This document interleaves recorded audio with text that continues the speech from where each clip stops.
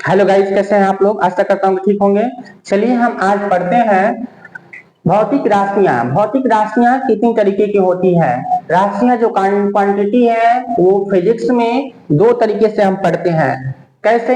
तो scalar quantity और एक वेक्टर क्वांटिटी। तो स्केलर क्वांटिटी क्या चीज है और वेक्टर क्वांटिटी क्या चीज है, चलिए इसको हम डिटेल्स में समझते हैं।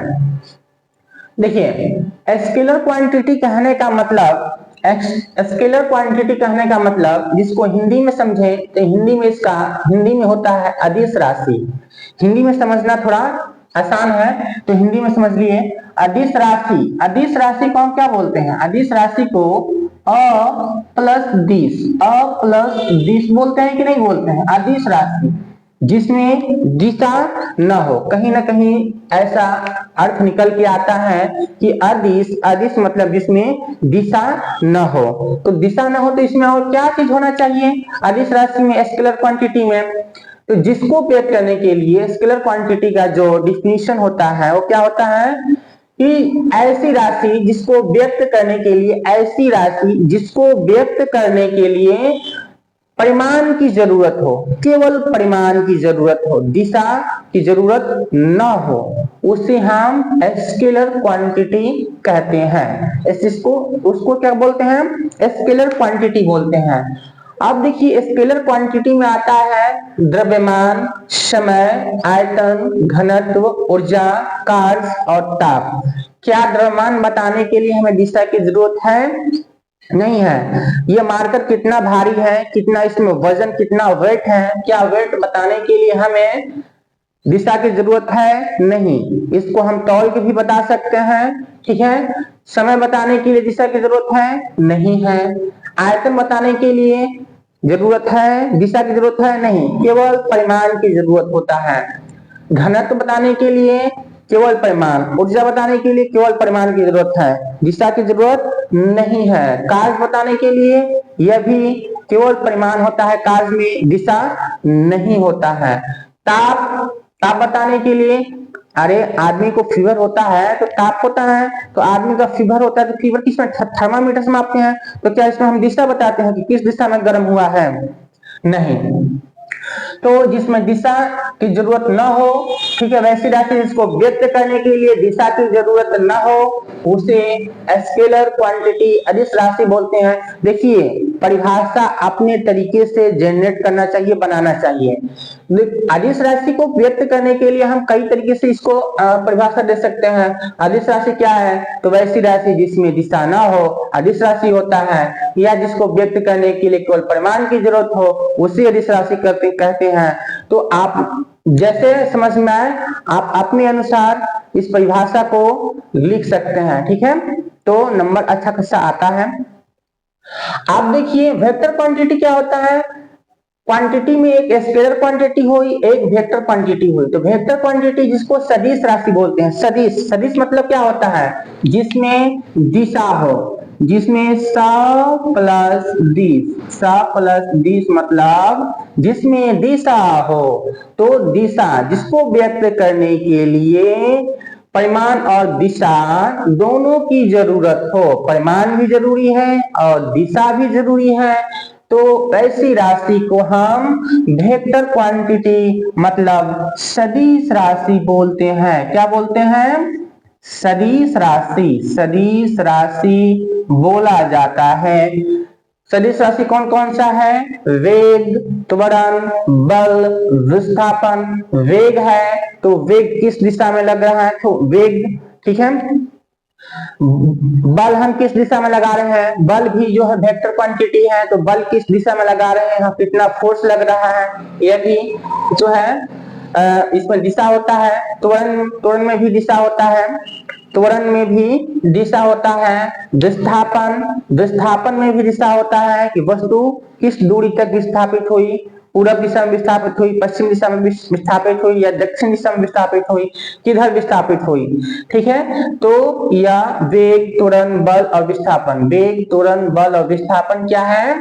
वेक्टर क्वांटिटी है। वेक्टर क्वांटिटी को हम एक सिंबल देते हैं जिसको बोलते हैं तीर का निशान। तीर का निशान लगाते हैं वेक्टर क्वांटिटी में। जैसे हम इसको पढ़ेंगे वेक्टर भी, मतलब सदिश भी। अगर ए के ऊपर लगा हो ऐसे तो सदिश ए, हिंदी में सदिश ए, इंग्लिश में वेक्टर ए पढ़ेंगे।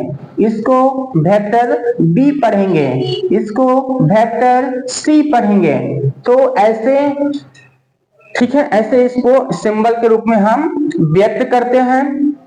अब आइए ग्राफ हम समझते हैं। ऊपर को हम नॉर्थ, नीचे को साउथ, ठीक है, इधर को ईस्ट बोलते हैं, दाहिने साइड को ईस्ट और बाएं साइड को वेस्ट बोलते हैं।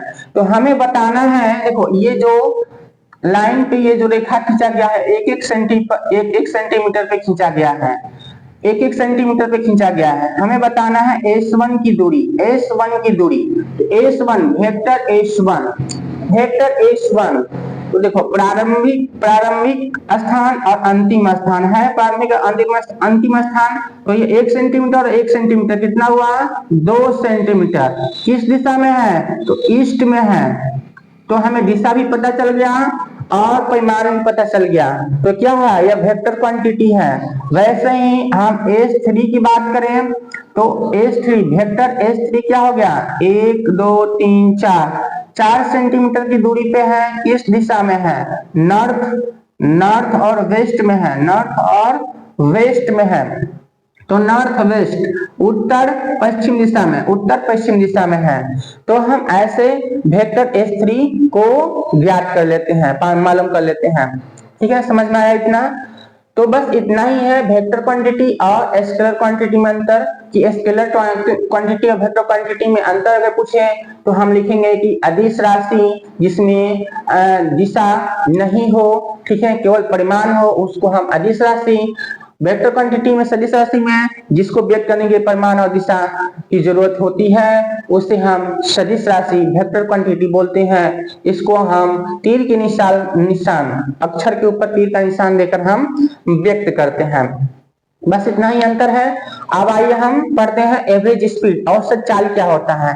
औसत चाल क्या है, एक निश्चित समय में, ठीक है, एक निश्चित समय में वस्तु के द्वारा तय की गई दूरी तथा समय अंतराल की अनुपात को हम एवरेज स्पीड बोलते हैं, एवरेज स्पीड बोला जाता है। ठीक है, एक निश्चित समय में, या ऐसे बोलिए वस्तु के द्वारा तय दूरी और समय अंतराल के अनुपात को हम क्या बोलेंगे, एवरेज स्पीड बोलते हैं। तो परिभाषा किसी तरीके से, बहुत तरीका लिखने का है परिभाषा, तो आप लोग लिख लीजिएगा।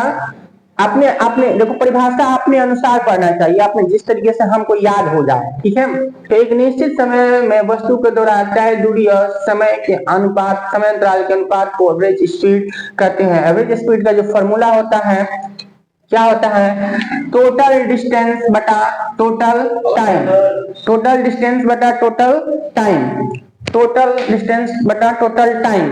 ठीक है, तो हम समय अंतराल एवरेज स्पीड औसत चाल पता कर लेंगे ना इसे। आप देखो औसत चाल पता करने के लिए एक फॉर्मूला होता है, दूरी, डिस्टेंस इज इक्वल टू, क्या होता है फॉर्मूला, स्पीड ज्ञात करने के लिए हम क्या करेंगे, स्पीड को भी से सूचित करेंगे कि नहीं करेंगे, हम स्पीड एवरेज चाल को, एवरेज स्पीड को भी से सूचित कीजिए और डी डिस्टेंस बटा टाइम टी। अगर हम इसका एसआई फॉर्मूला निकालें, एसआई क्या होता है, एसआई मात्रक, स्पीड औसत चाल का एसआई मात्रक क्या होता है, तो डिस्टेंस को हम किस में मापते हैं, या तो मीटर में मापेंगे, नहीं तो किलोमीटर में मापेंगे, और समय को सेकंड में मापेंगे। तो हम इसको लिख सकते हैं मीटर पर सेकंड, या मीटर ऐसे सेकंड -1 भी हम लिख सकते हैं। लिख सकते हैं कि नहीं लिख सकते हैं। ठीक है, तो हमें पता चल गया speed is equal to distance बटा टाइम, डिस्टेंस बटा टाइम। समझ में आया? अब देखो हम ऐसे पढ़ते हैं कि मान लो कि कोई गाड़ी है, पैसेंजर गाड़ी है, वो एकमा से 8 बजे चली और छपरा 10 बजे पहुंच गई। कितने बजे चली, 8 बजे चली और 10 बजे पहुंच गई। तो हमने फॉर्मूला पढ़ा एवरेज स्पीड का, average speed is equal to total distance. तो टोटल डिस्टेंस यहाँ से कितना है, 30 किलोमीटर है, 30 किलोमीटर हमने लिख लिया। और यहाँ पे क्या दिया हुआ है, समय अंतराल, देखिए समय अंतराल दिया हुआ है, 8 बजे चली और 10 बजे पहुंच गई, तो कितना टाइम लगा, 2 घंटे का टाइम लगा, 2 घंटा टाइम लगा, 2 से डिवाइड कर दीजिए, यहाँ पे कितना आ जाएगा 15 किलोमीटर पर आवर।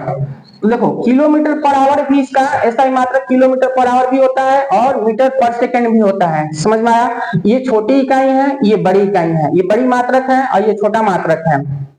फिर दूसरा क्वेश्चन है कि एक माँ 9 बजे से चली और सिवान 1 बजे पहुंच गई, तो टोटल टाइम डिफरेंस कितना है समय में? समय में 4 घंटे का डिफरेंस है। और एक माह जो है, एक माह से सिवान की दूरी कितनी है 32 किलोमीटर। 32 किलोमीटर, तो एवरेज स्पीड हमें पता करना है। एवरेज स्पीड क्या होगा बाबू? Average speed is equal to 32 बटा कितना 4 से हम डिवाइड कर देंगे तो 4/32, 8 kilometre per hour, 8 kilometre per hour यह हमारा एवरेज स्पीड पता चल गया।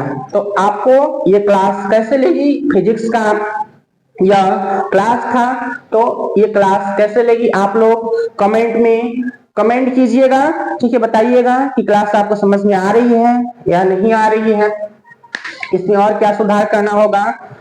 आप लोग जब बताएंगे तभी हमें समझ में आएगा कि इसमें कुछ सुधार करने की जरूरत है या नहीं है, ठीक है।